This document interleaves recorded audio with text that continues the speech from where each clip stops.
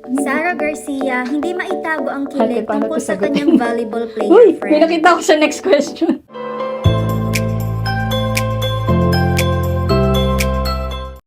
Maagang pinasaya ni Sara Garcia ang kanyang mga fans dahil naglabas na ito ng kanyang third vlog na may temang Web's Most Searched Question on Google. Nakaka-excite ito para sa mga fans dahil alam natin kung ano ang posibleng searches at sure nakasama doon ang past relationship niya. Ngunit hindi na ito sinali ni Sara at makikita din natin ito sa reactions niya.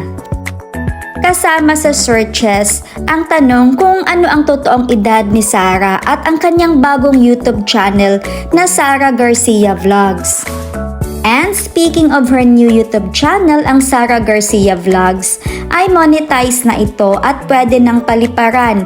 Pindutin lang ang heart icon sa itaas ng comment section. At pati si Baby Amara ay sinesearch na din kaya proud dito si Mamo Sara. At nagbigay na din ng advance info si Mamo Sara na marami pa siyang ma-share tungkol kay Amara kaya aabangan natin yan sa susunod niyang mga vlogs. Pati Instagram ni Sara ay kasama din sa searches.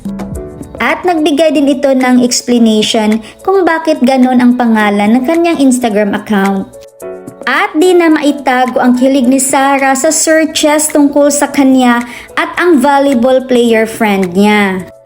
Medyo nahirapan itong sagutin ang tanong at hindi na rin makasagot ng diretso si Mamo Sara. Napaka-low-key talaga at ayaw ding banggitin ang pangalan nito. Siguro bilang respeto na din kay Jovelyn Gonzaga. Dahil alam naman natin na si Sara ay never gumamit ng mga tao para sa kanyang YouTube channel. Naging curious din ito sa iba pang mga searches, ngunit di niya rin binasa at alam natin kung ano yon.